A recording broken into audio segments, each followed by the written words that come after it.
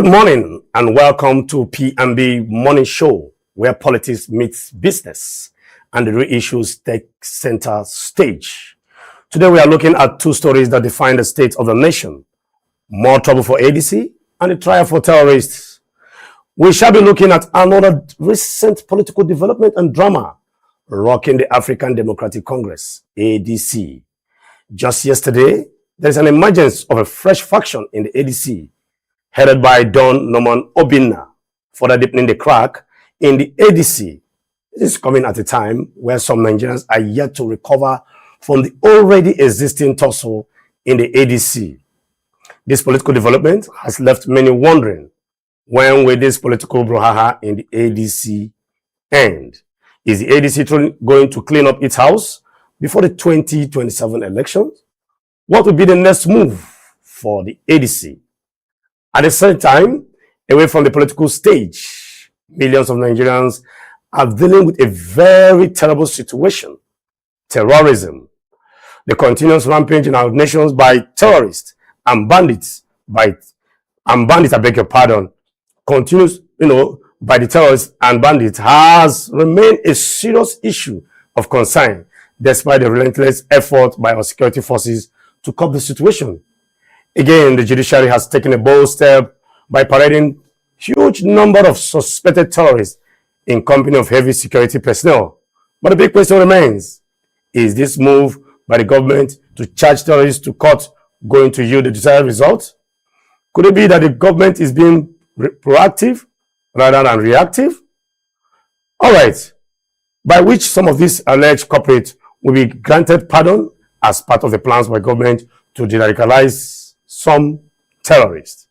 This morning, we connect the dots between leadership, accountability, and delivery, because in the end, government is not just about winning elections, it's about making life better. Stay with us. We shall be looking at what the newspaper has for us. I am Chidi Kenneth, and I have with me Mr. Ibrahim Shaibu. Good morning, sir. Good morning, Mr. CK. Morning, viewers. You're all come back again. How was your night, Mr. Ibrahim? How was your night, sir? Yeah, fine, thank you. Fine, thank you. I can see that you are looking very bright this morning. Of course, of course. All right, we shall be going on a short break, and when we come back, we dive straight into the newspaper review. Please stay tuned.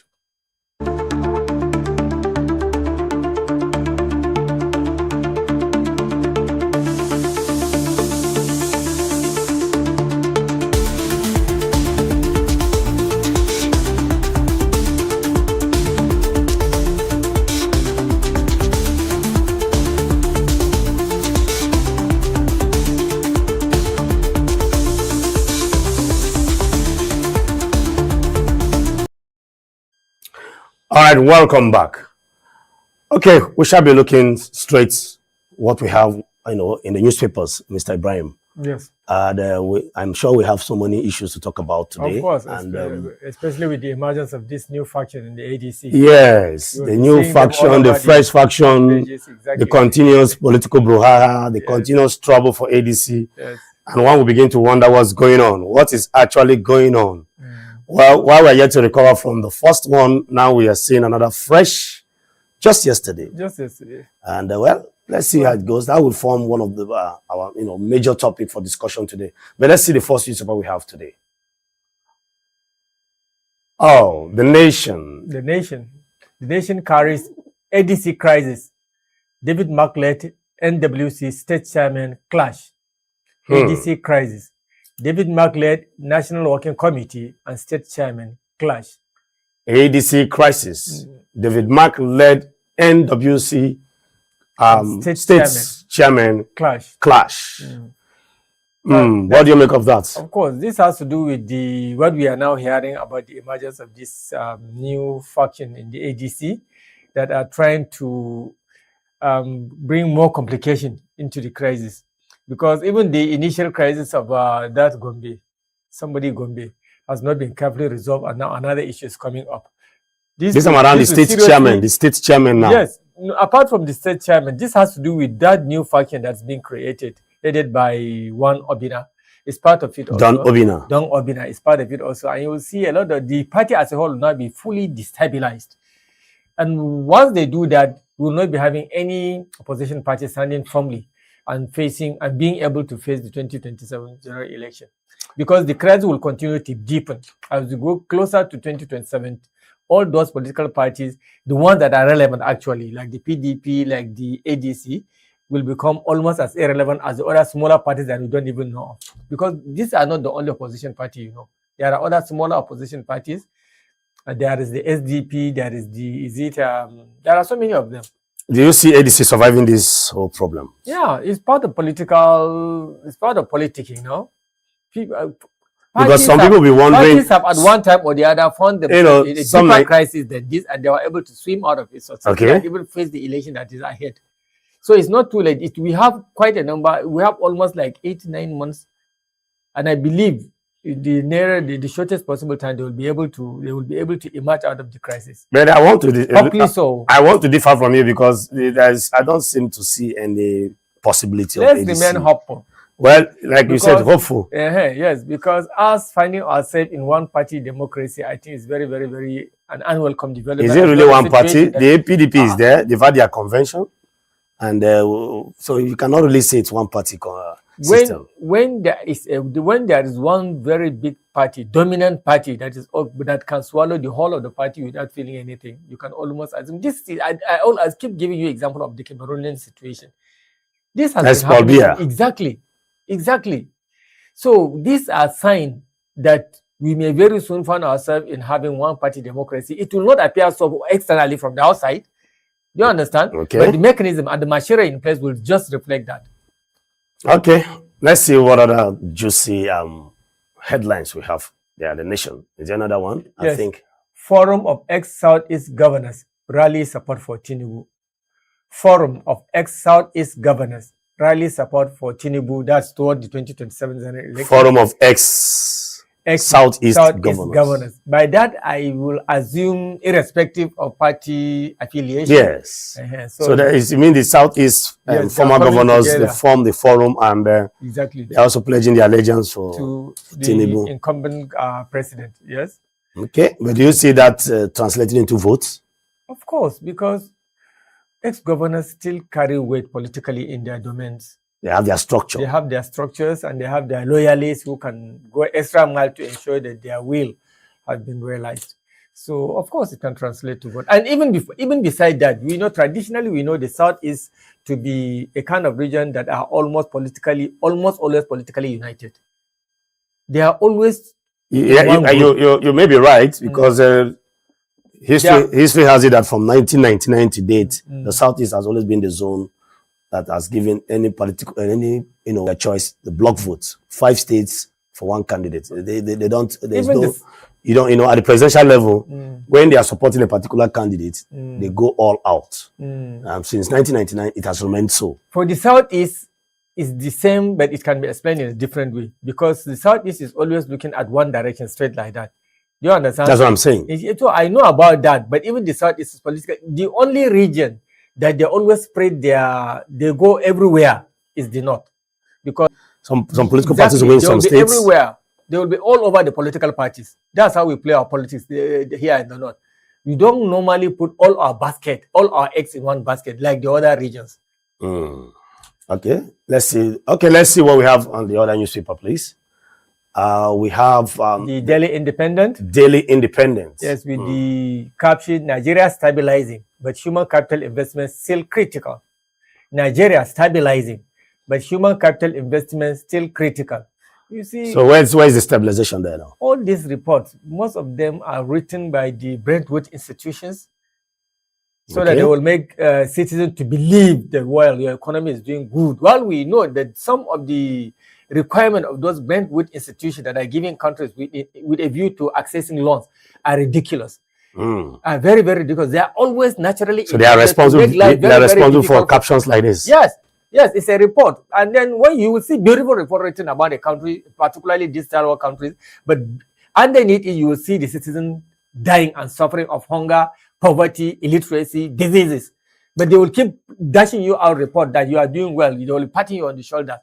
Yes, you are stabilizing. Stabilizing for what? You are buying fuel at 1,000, almost 400 today. Which stabilization?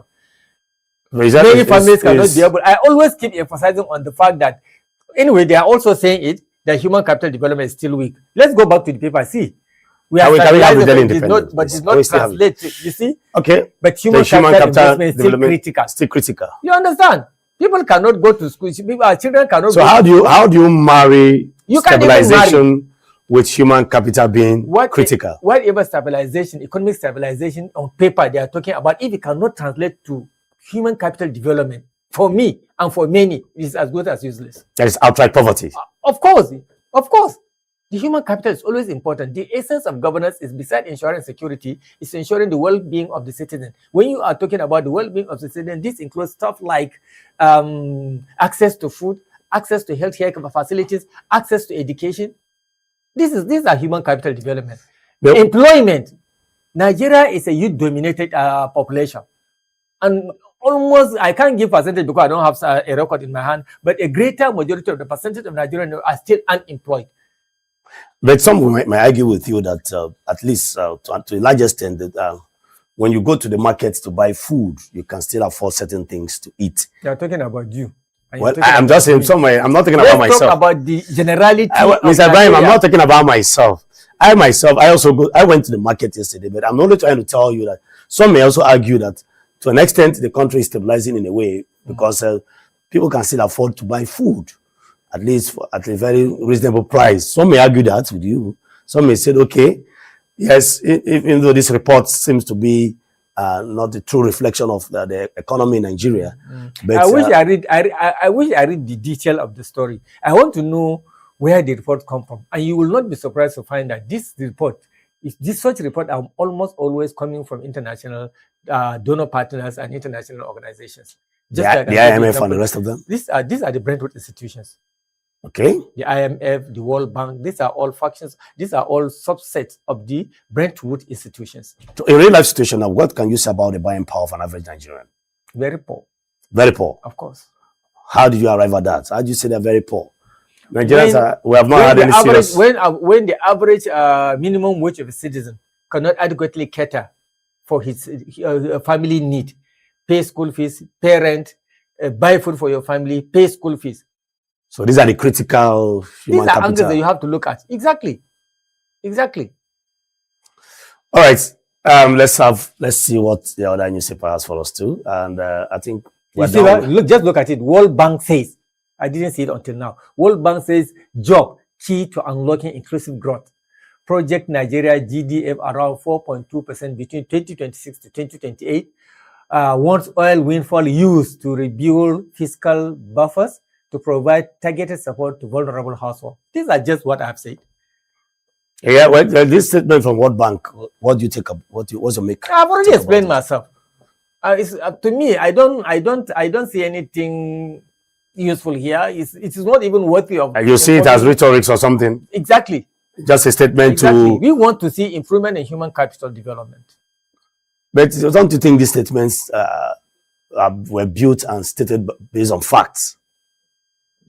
They have a way of arriving at their own, conclusion, because institutions like the World Bank is very notable and noble for coming out to make statements. This is your view, and there are so many people that do not respect and agree with the opinion and views expressed in reports coming from such institutions. I'm one of them.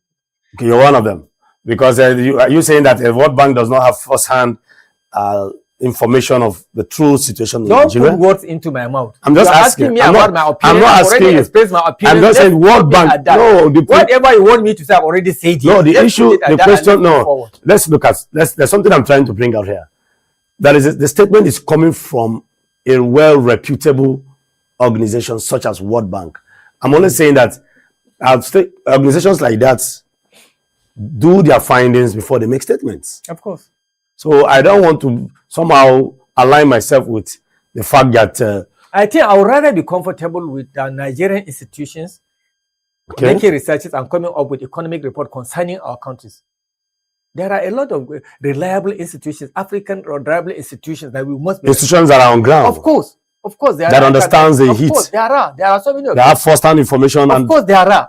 Are you saying that in the whole of... Even in Nigeria, we have the Nigerian... what do you call it? I forgot them. Even in Nigeria, we have about 2. Okay. Even in Nigeria, we have about 2. We have a lot of them in Africa. Why do we always keep believing and trusting in whatever research that is done about our economy by foreign countries? By foreign. Okay. These are institutions that will give you loan at very exorbitant and very killing interest rate. And then they will make conditions that is very, that will not make your citizens very, very uncomfortable. Okay, Mr. Shaibu and they keep giving you report that they are doing good. Keep borrowing. So these keep fulfilling this requirement and condition. Keep accepting loan from us. And you are doing good. They will patting the government in the shoulder. So while the citizens suffer and wallow in abject poverty and hunger and diseases. Okay, you're just trying to remind me of the book Bread and Bullets by Hubert Ogunde, where someone gives you bread. At the end of it, inside the bread, we have bullets. And razor blades. You are getting to understand me. Well, I'm only trying to paint your pictures. And that's why I like discussion with you. Even though you try to divert. No, I'm not trying to divert. I'm only trying to query the fact that sometimes the statements from reputable organizations could be trusted. That's what I'm trying to say. But you have the opinion that there are more reputable organizations in Nigeria that can do same, probably because they have first-hand information. Yes. They have ownership of environment. They are on ground. Exactly. They understand the situation. They see it. They enter the market. They feel the pulse of the people. Exactly. That's what you're trying to say. That is what I'm trying to say. Okay. Thank you, Mr. Brian. Is it the Nigerian research? Oh God. It's okay. If you want to know more, you can go and grab a copy of the newspaper and then. Then we have, still on the Daily Independent, we have ADC crisis deepens as state chairman reject Mark Nephew faction. ADC crisis deepens as state chairman reject Mark Nephew faction. This is still about the crisis in the ADC. So since this new faction is rejecting both the Nephew and the David Mark faction, they are trying now to also make their impact felt, which is an indication that the crisis is deepening further and further and further. When we get to that bridge, we'll cross it because, like I said earlier on, that will form one of the major discussion of the day. All right, let's have the other newspaper and see what we have there. The Nigerian Tribune. Trial of 500 terrorists. Terrorism as suspect begins in Abuja. Trial of 500 terrorism suspects begins in Abuja. 227 suspects arraigned, court sentences 4 to various jail terms, trial to last 1 week. This will also form part of our today's discussion. Terrorists are now being tried. Yes. What do you make out of that? Normally. Is it a welcome development? Of course. Naturally, when you arrest a culprit, you first try. You just can't pronounce judgment on them the moment you arrest them or kill them or lock them. They have to pass through certain legal procedures. They should be tried, and then if found guilty, sentenced appropriately in accordance with their crimes to whatever jail terms or even other punishment. I think that is a step in the right direction. Although some people are even thinking that some of them perhaps might be forgiven and then reintegrated back into the society. I was about going to that place. Yes. But still, we'll discuss this further as we. Yes, because there's been a plan on ground that some of these bandits, based on their level of involvement, that some might be granted pardon. Exactly. Because some were forcefully co-opted, yes, allegedly. Exactly. At forcefully a very young age, into 12, 13, 14, they don't have their mental faculty is not well developed. They will be abducted and then forced, indoctrinated, brainwashed, and then forced to carry out these nefarious activities. The 500 of them, what you see, that's too much. No, we are not saying all of them. They have to be categorized. Do you understand? There are those that will be tried, and then for me, they should also be killed. Do you understand? Then there those that are extremists. Exactly. The fundamentalists among them will be sentenced to certain years imprisonment in accordance with their the role they played.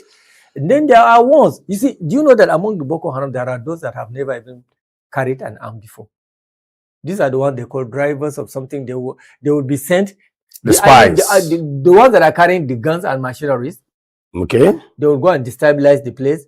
then those ones, their own responsibility is going to loot the communities. What are the ones that goes for intelligent gatherings? All of them. Information. These are the various functions they play.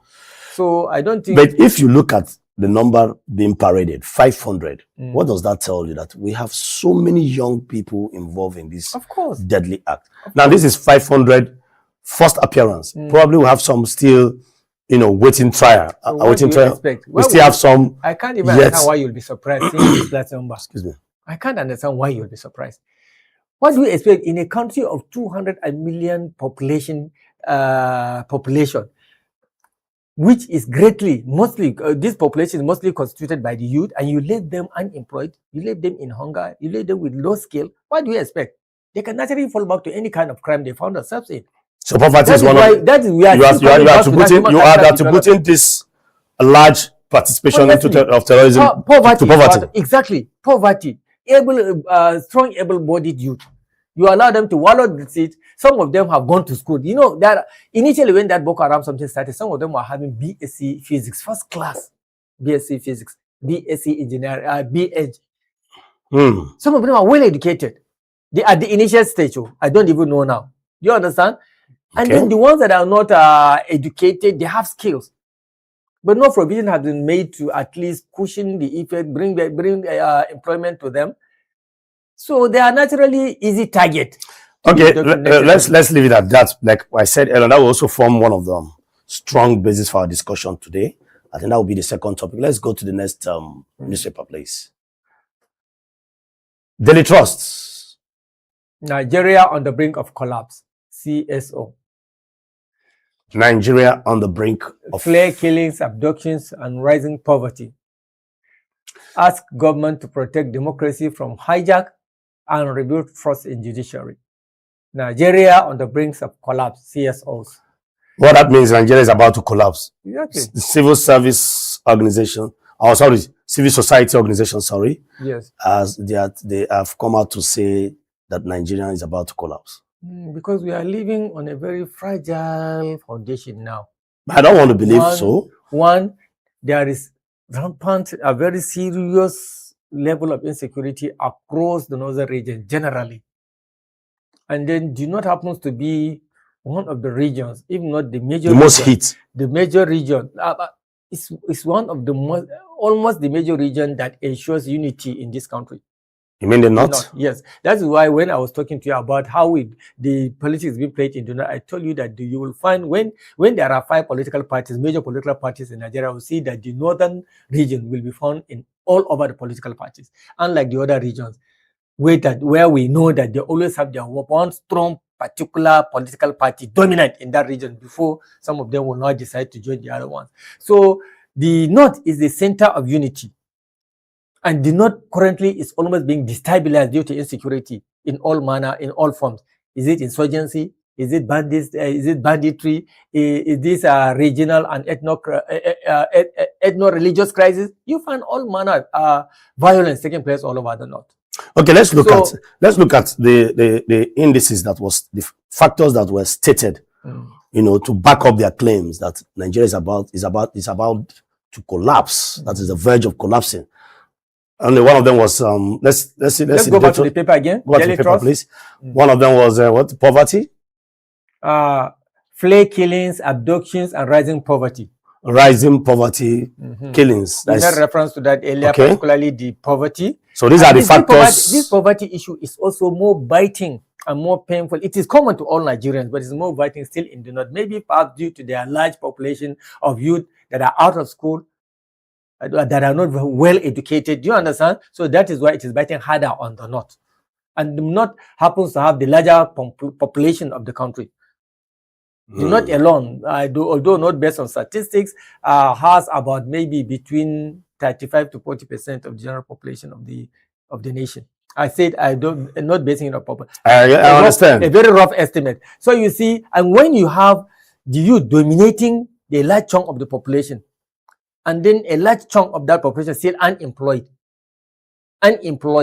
unskilled, what do you expect? So are you saying that these factors you've just listed, has the potential to collapse a country? Of course, coupled with others. Just like you said, there are quite a long list of variables that they might have observed and then came to that conclusion. Do you understand? And then again, apart from the insecurity, also instability in the in health. People are very sick now these days because you can also attribute that to hunger. Do you understand? Okay. And then very, very fragile political situation that we found ourselves in, because this crisis that we are almost facing, the crisis in the opposition party, the tendency that one party may dominate everything in Nigeria, the tendency that may be forced to adopt a single party system. I tell you, not in principle, not constitutionally, but a single party system in Nigeria. Do you say create very high level of? Sorry, Mr. Ibrahim. Do you think a single party system in Nigeria is possible? A country like Nigeria that is a blend of so many tribes, so many regions, beliefs, and what have you. Do you see it possible? That is why they are saying that they are seeing sign of destabilization in the country. Because if anybody tries to make his personal will to dominate the will of the majority of Nigerian population, it may lead to anarchy and crisis, and it may lead. Already, I told you that we are living on a very fragile. That's what the newspaper is telling us. I just hope they sit down and think, the powers that be, the people that want to do this to us, sit down very well and think about it. And then the world cannot afford to see another human crisis in Africa, particularly in Nigeria. Do you understand? Problems taking place in Middle East, whose population is just maybe just small percentage of Nigerian population. By the time that Nigeria is destroyed, it's going to be a serious global crisis. So we hope it doesn't happen. Already some countries are crying that their countries are taken over by Nigeria.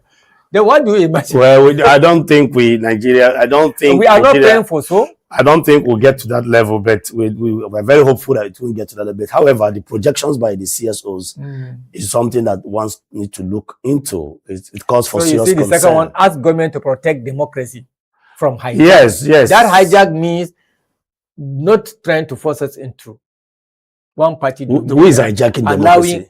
We will discuss this. Allowing the other political parties, opposition political parties, to just die naturally or to be weakened beyond remedy.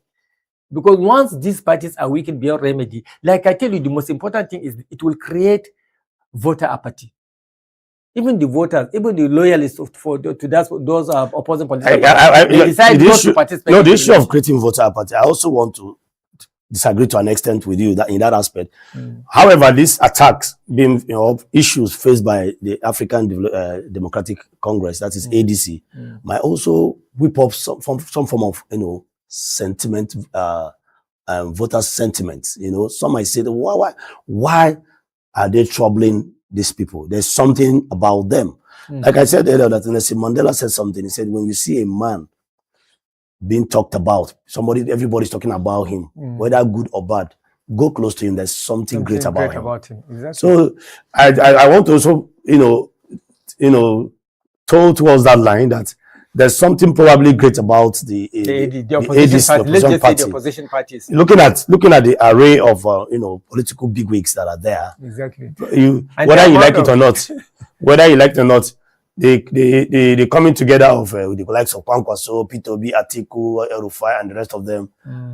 These are people that have been tested. They are Rebe Sholas, and the rest of them coming together to say they want to, drive a political front. Yes, a political front to oppose the incumbent. It's a threat, political threat to anybody. Exactly. Whether the ruling party opposes or agrees to that or not, it is a threat to anybody.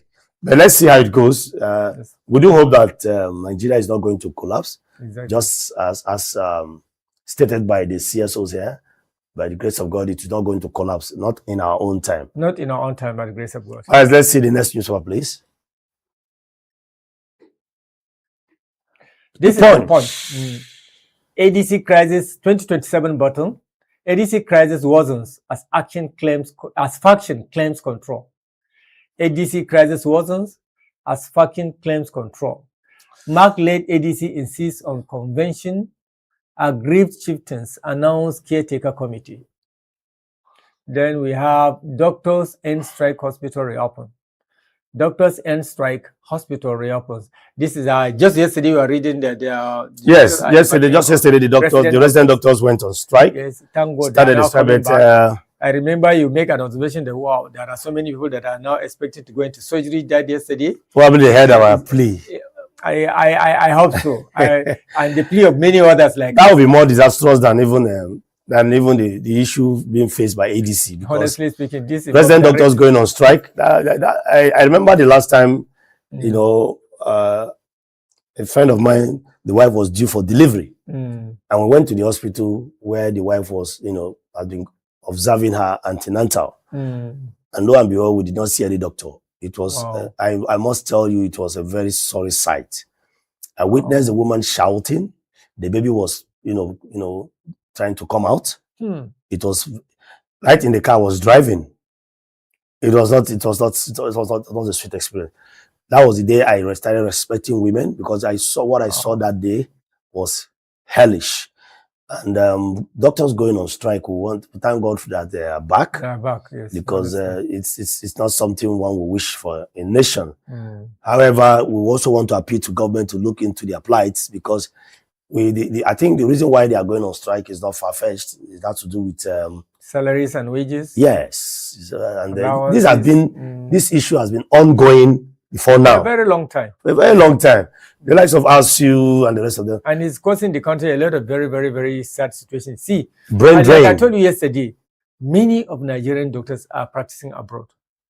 Many of Nigerian doctors, very, very skillful hands. Yes. Expert in surgery, expert in community health. Orthopedic, I think one of the best orthopedic doctors in India is still a Nigerian. There are so many of them. I think there was a story that was told that a particular respected Nigerian came to the hospital here in Nigeria to book a section for, you know, medical observation. And he was told that the doctor is not around, that he should come back. So he later came back and decided, okay, let him go to London to do the same thing. And on getting to London, it was that same doctor that he was looking for in Nigeria that he met in London. You see? And he was wondering what's happening. So, and we found out that the man is an expert, or what we call a consultant. He was invited to London to attend to a particular medical issue. And lo and behold, he met that man there in London. And it was the same doctor that he was looking for in Nigeria that he met in London. So we want to appeal to government to see, we have the best hands. This nation is blessed with brains. And we want to hope that and pray that government will attend to them so that they don't go on strike again. Yes. All right. Can we also see, okay, do we have any other catchy? Yes. Yes, oil shocks. World Bank predicts 3.1% inflation rise for Nigeria. World Bank is predicting again. You know, you say you have issues with foreign organizations making economic bold statements about Nigeria. Probably because they don't have a first-hand. I didn't mention the word problem. It's just that you're not comfortable. I'm not comfortable with their reports, honestly speaking. I don't swallow what. It doesn't reflect the true situation of the country. Yes, hood, line, and sinker. I don't swallow whatever report. But I keep telling you that because whatever they have their sources and their facts. They do. Whatever report they give you, please start to listen to me now. No, as a reputable organization, Mr. Ibrahim, I'm not saying they are not reputable. What I'm telling you is that whatever report they will give you, it's a report that will protect their interests. If they give you stringent reasons, stringent conditions to dash loan to you, and those conditions has to do with your economy, and they expect you to follow it to the total. At the end of the year, they are monitoring you. They cannot give you a report based that will make you uncomfortable to come back to them again. So are you saying that some of these reports are false? They're not true? There are reports to calm the government. Keep doing it. You are doing good.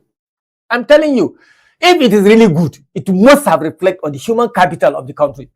If whatever advice, it will translate to, if it is really good, we will not be seeing poverty. You will see it on the citizen.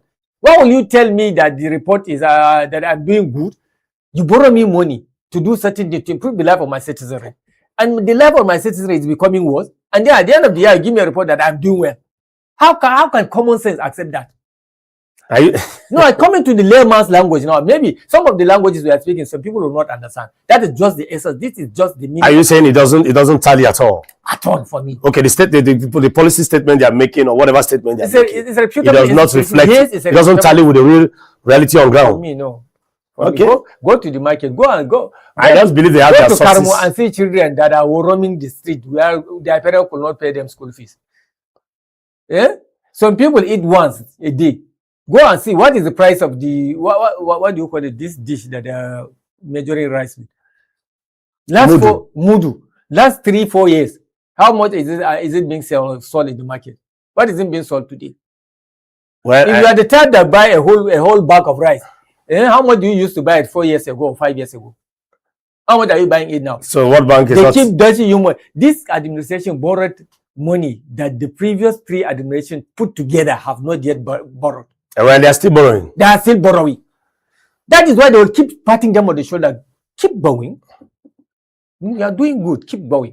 That's what they're doing to deceive us and make life very, very difficult to Africans and third world countries. Okay, Mr. Shaibu, I think I would like to stop you there because I can see that we may not agree on that totally. I want to respect. You'll meet me behind the door. I'm not meeting you behind any doors. I'm telling you, we're live on TV, and I'm telling you that that's your own point of view. Personally, I've never. By my own point of view, I think I differ a bit by telling you that such a reputable organizations have their sources. I would rather believe in the reports of, given by this civil society organization, because this is a Nigerian institution. The Yaga Africa and the rest of them. Yes. They are living within us. They know what is happening. They feel the pulse of the people. Of course, some of them suffer. And you are saying the World Bank does not feel? Why is we don't have Nigerians. Don't we have Nigerians in World Bank? Don't we have Nigerians in World Bank? I beg, let's move forward. Let's continue, please. Okay, let's. That's all for the punch. That's all for the punch. All right, the last newspaper we have here is the sports. Lukman returns for a huge Catalans test. I think Lukman is a Nigerian player. Barcelona versus Atletico. Lukman returns for a huge Catalans test. Okay, any other caption there? Then Okonkwo gets FIFA's nod to fight for Eagles shirt. Okonkwo gets FIFA's nod to fight for Eagles shirt. Okay, I think this player wants to start playing to his country, Nigeria. Yes, but let's be very hopeful that he will succeed in what his pursuits. We have a lot of good footballers. No, we have them. Lukman is one of our best players. We know that. I think he's playing for what the Nigerians call it ATM. That is Atletico Madrid. Okay. He's playing for a very nice club and he's doing pretty well. Oh. I want to believe and hope that he survives that whatever test he's going for. All right, Mr. Ibrahim, thank you very much for doing a good job on the newspaper review, even though we try to disagree in some quarters. But let the discussion continue. We're going to go on a short break, and when we return, we dive straight into the topic of the day. This is P&B Morning Show. We'll be right back after this timeout.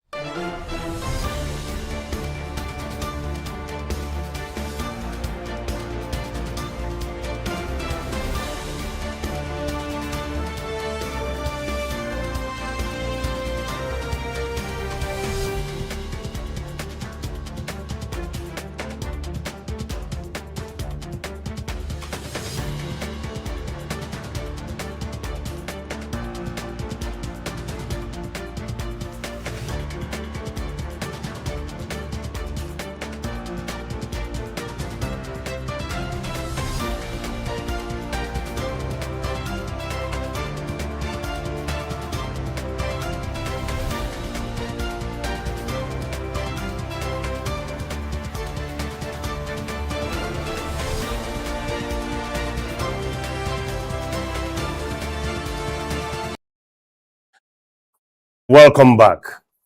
This is P&B Morning Show, and my name is Steve Chidi Kenneth. And still with me, I have with me my co-host, Mr. Ibrahim Shaibu. You're welcome back, sir. Thank you, Mr. Siki. All right, we're going to dive straight into the first topic of the day.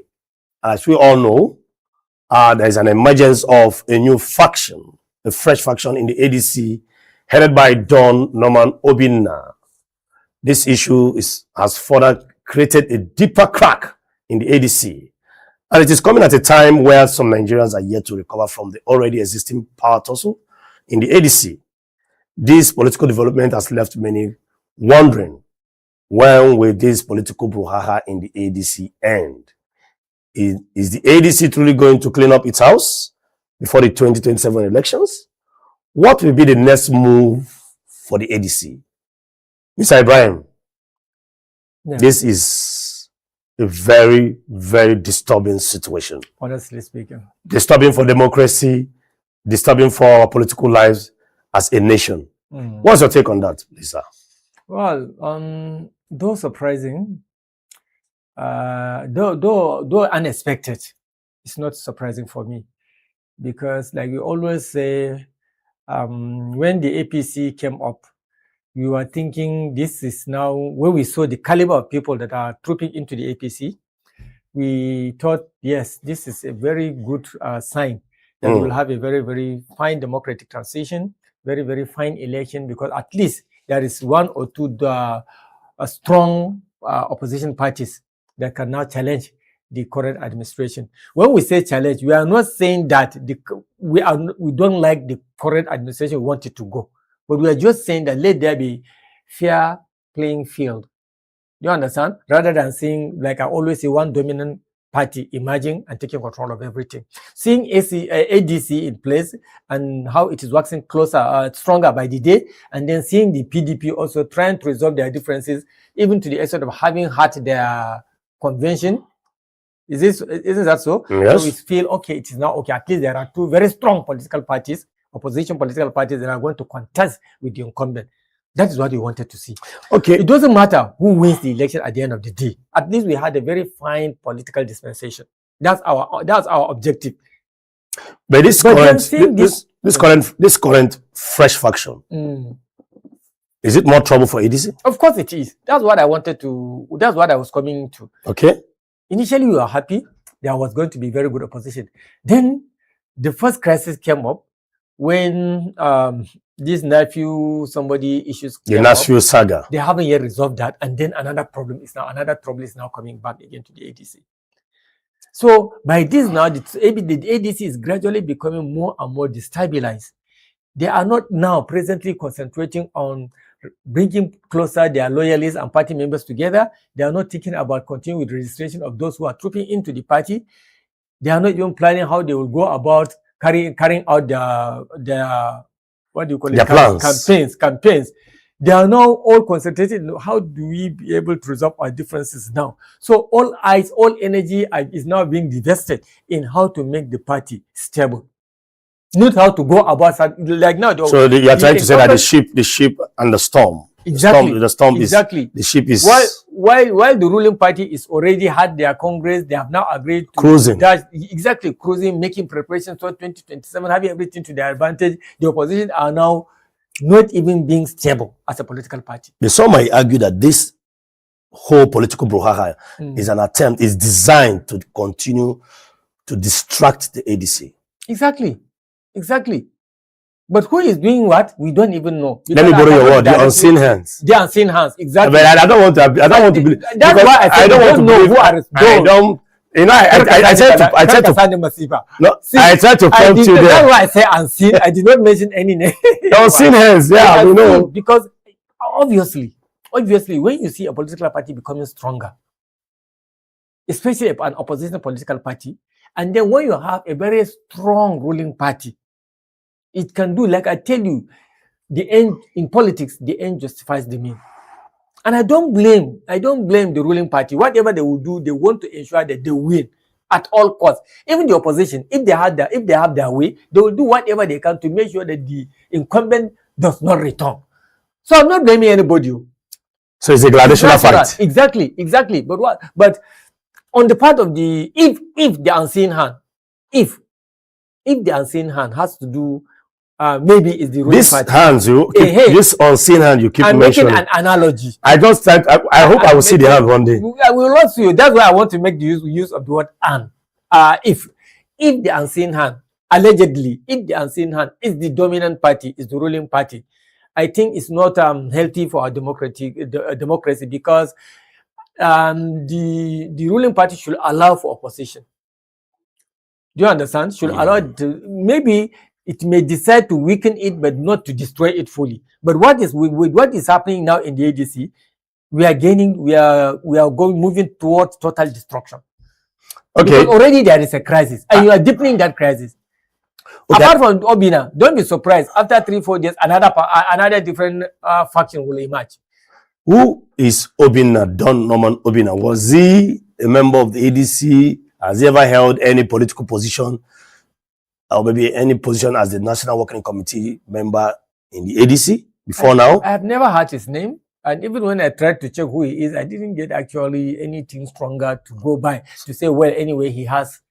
So on what premises is he standing? That is my question too. What is he standing? Is he standing as, oh, I was one time the vice chairman, national vice chairman. I was one time the secretary of the party. What premises is he standing on? Because just yesterday, the news just popped up everywhere, and the whole polity was in disarray. And one is beginning to wonder, who is Don Norman Obina prior to this time, because we were used to the fact that we had the nephew faction. We know who nephew was. Yes, we know who nephew was. The vice president. Yes, and we knew on the premise of which he was standing, making his arguments. And at some point, we were beginning to see light at the end of the tunnel. But now, it's like the tunnel itself is broken.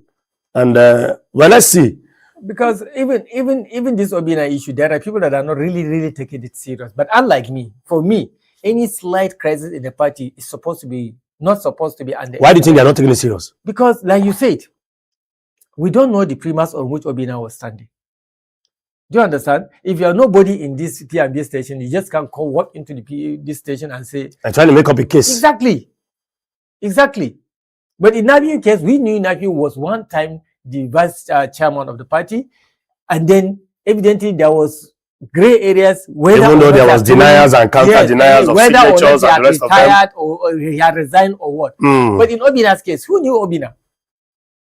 So that's why some people will tend to look at it, forget about this, and let's continue what we are doing.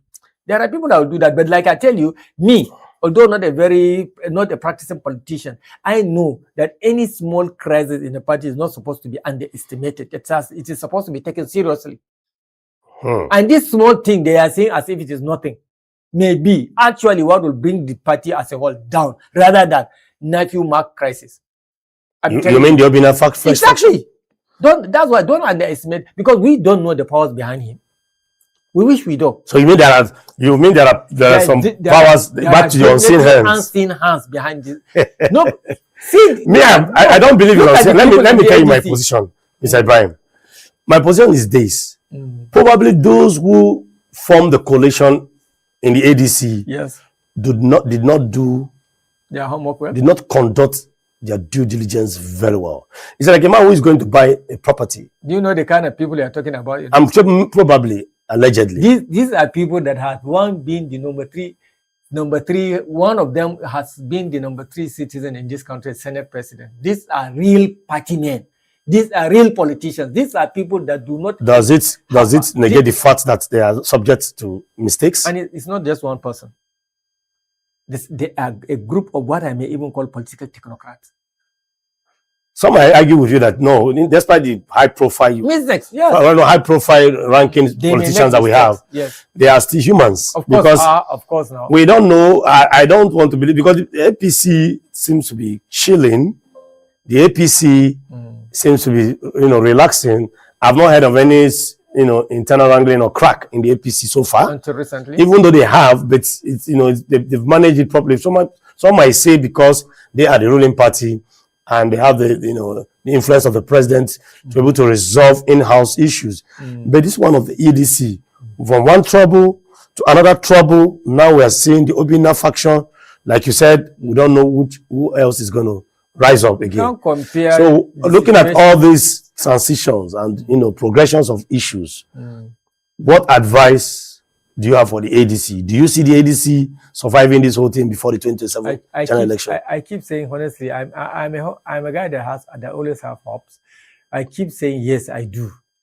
I may not be 100% sure, But my body, my system is telling me that yes, they can still fight this thing up and then they can still come. Unfortunately, your system is not the politics. It's not the politics. Your system is you. But is this series of problems, fresh problems and factions, is it weakening the party or strengthening the party, ADC? You see, political parties are formed by people who come together with similar ideologies and then chart a common cause or objective. And then you cannot bring 100 people together in a room and say that you do not expect them to have crisis. Why this crisis is not taking place in the ruling party is because of the dominant figure of the president. He's already in power, and no power can challenge his decision. And they know him that he's a strategist. So whatever decisions he gives them, they now work on it. Unlike the ADC, where everybody is contending for certain power or not. Do you understand what I'm saying? Okay. So these are to be expected in the oppositions. And then again, we know that whatever the ruling party can do to ensure that it has won for a second chance, it can do. That is why some people are thinking, no, these are tactics prepared and arranged from Asorok. I'm not saying I believe it, but this is the opinion of other people. That is what it's looking like? Yes, it may be true, it may not be true. Because in the past, it had happened several times. You see strong ruling parties try to weaken the opposition party to the extent that, like I said, some people would like interest in even participating in the politics. There are so many people. Okay, let me also digress a bit.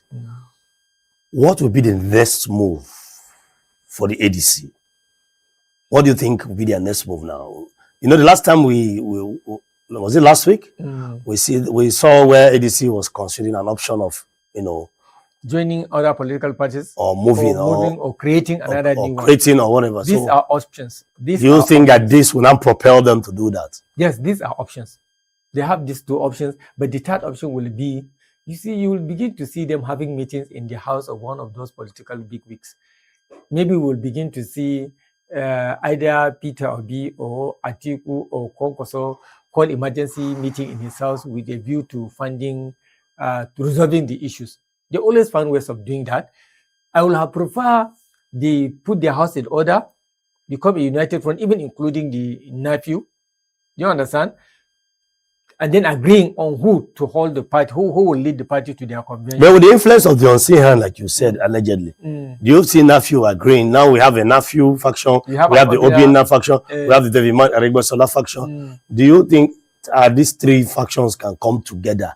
Because now for the Obina faction, it's not clear yet what his takes. What is giving him the strength to do that? Yes. What is giving him is the strength is politics. What is giving him that strength is politics. He's playing politics. Exactly. Obina is playing politics. That's the truth. Even though the politics that he's playing might not be clean, perceived clean politics. That is why the discussion is playing politics, because why I said Obina is playing politics is this. Why now? Now the tussle between Nephew and the Arebo Solar Group and the Abdul has been on for like weeks now, and you've been silent. Now when the whole matter now seems to look as if though there is light at the end of the tunnel, and Obina just came out from nowhere. So it's politics. If you calculate these whole moves, you will see that these things are orchestrated. And sometimes it goes to show the very funny characters of some politicians. How can you be an instrument of, for me, I'm thinking in my mind, how can you be an instrument of destruction? I'm not saying he is, but allegedly, how can you be that? For me, I don't think somebody just coming out and trying to, coerce me into destroying something that is working. And I don't know why Obina is doing what he's doing, but I want to believe he's just playing politics. When you go through the social media and read what is happening in the social media, there are people that are thinking that whatever crisis the ADC is suffering is as a result is because of one person who has a lot of political enemies, one person who is determined to rule this country at least once, and one person who has so very strong enemies that will not want him to be there. They are thinking everything that's been done in the ADC is about Atiku. There are people that do not want to see Atiku emerge as the presidential candidate of the APC, of the ADC. Do you understand? This is another school of thought from the social media. And then some of those that are making this rhetoric are very, very, very intelligent, well-placed people. Some of them are political scientists. Some of them are even academicians. You understand? Then there are another group of people that are thinking the whole atmosphere in ADC is being destabilized to pave way for younger people to emerge as the candidate. Like the Peter Obi and the rest of them. Peter Obi, especially Peter Obi and Konkoso. So that at least the power should still be shifted down south. So you understand? They do not want to disturb so the equation will remain exactly this gentleman agreement. And with the strength of Atiku, signs are clearer that he may ultimately, although he's making statement that no, even if at the end of the day I'm not chosen as the flag bearer of the party, I can support whoever emerges. He has been making this statement. The people are still doubting whether those the genuinity of that statement. The genuinity of that statement. And they are alleging that it is because of that they are trying to, wherever he moves, the crisis will follow him. That is why I prefer them coming down to sit together and then agree. For me. And now you are charting the way forward now. Exactly. Okay. Exactly. For me, I will agree. Let them sit down. See, this our opposition party is very strong. We have chance of unseating the incumbent. They should not make that mistake. Exactly, incumbent president. If this is our goal, and for us to achieve that, sir, be our political father, be our leader. Why we be at the forefront? Then support us. Let's do that. We will still remain loyal to you. I like this kind of gentleman discussion. You understand? I belong to the school of thought that believe that power should remain in the south. Whether I like this present administrator to continue or not, that one will form subject of another discussion. You understand? Yes, but I want power to remain in south so that the system may not be destabilized. Okay, Mr. Although I know many will disagree with me. Mr. Ibrahim, yes. Quick one. Do you see this political brouhaha ending soon? Yes, I keep saying yes. I still think, I will still feel. But some might argue with you that it's not true. Because you keep asking me and you keep saying that. Okay, some might argue it's not true, that it might not end true. I because agree. Where will my you see this? You are asking me about my opinion. Yes, I respect it. Yeah, but you see, just yesterday. So not everybody, but even the when this power news, to remain in the south. Excuse me, do you know when this news broke out yesterday? Honestly, a lot of people were still arguing that it was a rumor. Even me, I thought it's a rumor. Honestly speaking. Everybody was like, no, it's a rumor. Until now we are seeing it. Remember I chatted you on WhatsApp, I sent a message and I quickly deleted it. That it has not been verified. Exactly, because I was not feeling, I checked, I couldn't see it anywhere. Because yesterday we had a very major football match. Yes. Within two football heavyweights, likes of Bayern Munich and Real Madrid. So while we're watching that, most Nigerians, lovers of football, they did not really pay attention to what is going on in our polity. Yes. And then the next thing we started hearing, flying information that another faction fresh factions of the ADC. We just saw it as one of those social media. Let me tell you. Now we are seeing it. Let me take you back to 1979. Although you were kids at that time, but I could still be able to. Oisha was a kid then? I am talking about me. Okay. Because I remember I was still in primary school, but I can still recall a lot of things. You are right. If you call me a kid then, I was we were the ones that would go. I would be a kid, even though some around that time, I remember very well that we are the one that will be sent to the market, go and buy clothes to come and make all these flags for the political parties. In Maiduguri, the dominant party used to be the NNPP. So you see, so you have been participating in politics. I'm telling you, I'm very, very aware of what happened. In fact, I even attempted to vote. I remember that was 19.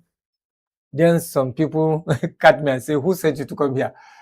They give me a hell of bulala. I don't know how I get the voting card on the ground. So I didn't know that. I will say you have been the part. You have been part of the political time that even you have been the part of the political problem. Voter card or something has everybody's name on. I didn't know. I just saw it on the ground. Somebody threw it. So I took it. I said, "Why do they do it?" They show me. So I went again. Okay. So what happened that time was Waziri Ibrahim used to align with Nnamdi Azikiwe. They were in a party called National Nigeria People's Party, NPP. And they were clearly the one that can challenge the strongest party at that time, which was MPN. with their presidential candidate, Alai Shehu Shagari. So even the MPN knew that if a party will be a serious challenge to them, is the NPP rather than the UPN headed by Chief Obafemi Awolowo. Because Waziri Ibrahim used to be the father of politics without bitterness. The father of politics without bitterness? Yes. Do we still have that kind of politics? Just few days. Do we still have that kind of politics? No, we don't. We don't. Just few months to election, crisis came into the NPP. Just very few months. And that is what destabilized the party and gave MPN the success. So we are seeing a repeat of that now. So, is that what you are trying to say? Waziri Ibrahim pulled out of the NPP and then registered his own party. He just put G in front of the NPP, called it Great Nigeria People's Party, GNPP. And he campaigned vigorously and ended up having, I think, 2 or 3 governors. I think Borno was won by him. Then by his party, the new GNPP. Few months or then I think Gongola State. Gongola is what is now referred to as Adamawa. It used to comprise of Adamawa, Taraba, and I think parts of Gombe State.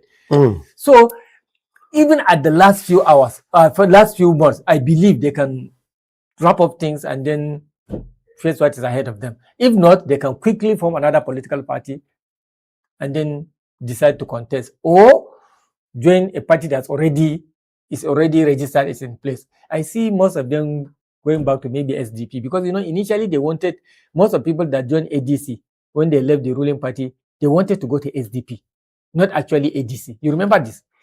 Their intention was to find themselves in SDP. So they may still think about that. I don't know, but I still believe something can be done. Okay, you still believe something can be done, but some will be arguing that this might be the end of the road for ADC because the issue is becoming unpredictable. Every time now, just yesterday, we're just having a new faction, and it's becoming a situation that, you know, raises serious concern. Outright, PDP still survives. Well, PDP is still fair share of crisis. But it has not ended yet. It has not yet ended, and it left the party very, very weak. Well, it left the party very weak, but do you see what happened in PDP happen in ADC? No, the crises are different in nature. Yeah, thank you very much. I'm happy you are agreeing that they are different in nature. That's why I believe it can be. Well, I'm happy they are different in nature because the drama is different, the approach is different, even the circumstances. The circumstances different. Yet we are